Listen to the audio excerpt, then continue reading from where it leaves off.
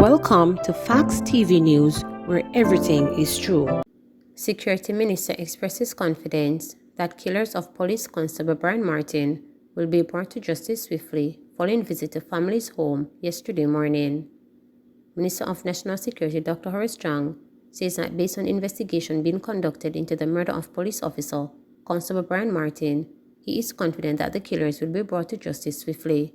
Constable Martin, who was part of the St. Andrews Central Police Division, was shot and killed on Saturday at a wake in Frog City, Maxfield Park, St. Andrew. Dr. Chang, who was speaking to reporters during his visit to the officer's home in Frog City yesterday morning, noted that the police are working relentlessly to find the killers. He lamented that despite taking a positive part in life, the cop's life was taken tragically. Every murder of a Jamaican citizen is painful, but the reality is that young Constable Brian Martin, bright youngster, coming from a tough year, as you can see, did well and took the right path. And not only took the right path with being an honest, working citizen, joined the police force. And Brian is the kind of young men and women who seek to get in the force. I've said this publicly. There have been some really bright, young, good Jamaicans join the police force in the recruitment where we're on. We're continuing it. And Brian is a good model. So it's not that we're devaluing anybody's life. It is really painful to see lose a young man like Brian so brutally. We'll give the family support right up to the point of interment. But I'll be looking at other ways in which we may be able to help the family. They have had recurrent trauma. It's difficult to comprehend how the mother be feeling. She have lost 3 of her children in a very, very tragic way. Her only daughter and 2 sons. So it's families are clearly in severe trauma. And her sons have been pursuing. She has guided, despite of the challenge that's obviously here, she has guided her children well. They could be suspecting, but they're not going to say much on that. A, because I'm not involved in the operation. B, it's a hot investigation and they are on good leads. And I am confident they will find the killers fast. Guy questions whether monkeypox vaccines have arrived in Jamaica. The parliamentary opposition is questioning the silence of the Ministry of Health and whether doses of monkeypox vaccines have arrived in the country. A batch of monkeypox vaccine was expected to arrive in Jamaica last month. Opposition spokesman on health, Dr. Maurice Guy, said the country was told that more than 3,500 doses would be made available and that healthcare workers would benefit. However, there has been no further update from the Health Ministry.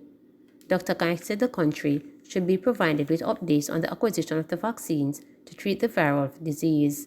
He argued that it is important that the monkeypox vaccines are available for healthcare workers who have to treat patients with the disease. With a steady rise in the number of cases of illness, the opposition spokesman said it would be unfortunate for the healthcare workers to contract monkeypox from affected patients. So it is incumbent on the ministry and the minister to inform the nation as to the status of the vaccine program, whether the vaccines have arrived, and whether they are being administered, he demanded. Health authorities have so far confirmed 14 cases of monkeypox in Jamaica. 12 are locally transmitted and 2 are imported. Overall, 13 males have confirmed with the disease. 1 death remains under investigation. She's afraid of the dark. Bad kidnappings 1 year later. Consultant psychiatrist Dr. Safari Longmore says there is a high incidence of trauma affecting a significant number of Jamaican children who suffered adverse childhood experiences, ACE. Her expert opinion is being shared as the 1-year anniversary of the abduction of 2 girls in Bad St. Thomas approaches. The search to find them and bring their suspected abductor David Bryan to justice crippled the nation in October 2021. The peace of Bath was disturbed last October when an outsider, David Bryan, is alleged to have abducted 2 girls from their homes, one 9, the other 13. The girls were abducted days apart. A year later, the trauma remains. The committee now views outsiders with suspicion. Felicia's father, Corinne Purcell, says everything has changed for his family. They are less effects of the trauma his little girl suffered. Felicia is now afraid of the dark, a problem that didn't exist before she was abducted. Felicia is now forced to wear glasses, the effect of spending 3 days in a cave like structured and pitch blackness. The once playful and active child is in many ways now reserved and withdrawn. Consultant psychiatrist Dr. Longmore says there's a high incidence of trauma affecting a significant number of Jamaican children. She advises that just one positive influence for a child can reverse the effects of adverse childhood experience. The St. Thomas Criminal Investigation Branch says Davian Brand was remanded in custody when he appeared in court on September 21. He's facing rape and abduction charges. It's understood he was positively pointed out during an identification parade. He's due back in court on November 24. Accused sexual predator allegedly assaulted young girls while on bail. Marlon Mills, a Clarendon man who was charged with sexual assault of 2 young girls in Clarendon in March 2022, has had his bail revoked after being charged with similar offenses in Westmoreland. Mills, 43, was first arrested in Clarendon on March 16. At the time, he was accused of committing serious sexual offenses against a 12-year-old girl in 4 parts in the parish. While in custody, he was implicated in another case of sexual assault against a 16-year-old girl in November 2021. He was placed on an identification parade and was pointed out. Mills was then charged. According to reports, the Clarendon Parish Court granted Mills bail on July 14 after his 3rd court appearance. He was ordered to stay away from the victims and the parish of Clarendon except when attending court. He was also made to report to the Negril police station on Mondays, Wednesdays, and Saturdays and ordered to surrender his travel documents. However, Mills was soon on the radar of the Westmoreland police in relation to the investigation of 2 incidents of sexual assault against young girls, one of whom is 12 years old, police reported. He was arrested on Saturday, October 15 in relation to 2 incidents on Tuesday, October 11, and later charged with additional offenses under the Sexual Offense Act. Ex-soldier gunned down in Westmoreland identified. The Westmoreland police have identified the ex-soldier who was shot and killed by unknown assailants in Hertford, Westmoreland on Wednesday afternoon. The deceased has been identified as 39-year-old Kemar Reed, otherwise called the Jab, a bar operator in the community. A woman was also injured during the incident. According to a police source, Reed is reportedly a known violent producer. According to police report, Reed and the injured woman were seated at the front of his bar when a silver Toyota Axiomotor car drove up from the direction of Williams and 2 men approached with firearms. The men then opened gunfire in the direction of Reed and the woman, both of whom ran in different directions.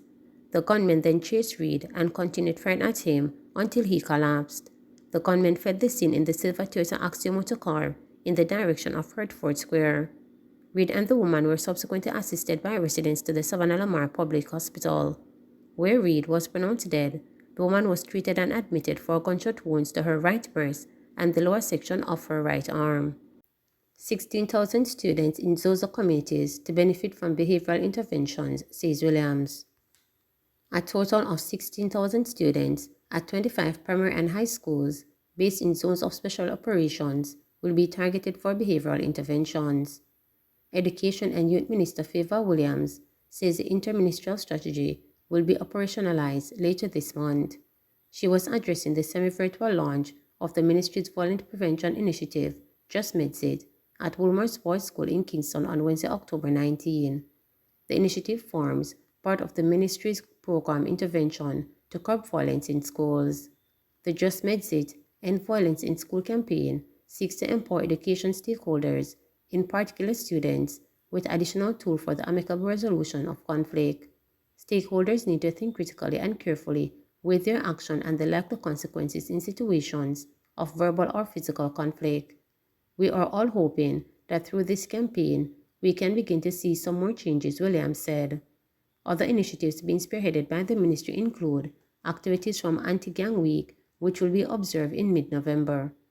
These aimed to sensitize stakeholders on how to identify gangs in schools and will be the primary focus during the week. The ministry will also spearhead a safe school perception survey among its stakeholders in November. Williams said the Ministries of Education and Justice will further strengthen their collaboration to train education stakeholders in restorative justice practices. The ministry will also be partnering with the Planning Institute of Jamaica (PIOJ) in its campaign to end violence in schools. Additionally, the United Nations Regional Center for Peace, Disarmament and Development in Latin America and the Caribbean will convene a roundtable of best practices exchange later this month. the discussions will focus on the issue of gangs in schools. Please remember to subscribe, like, share,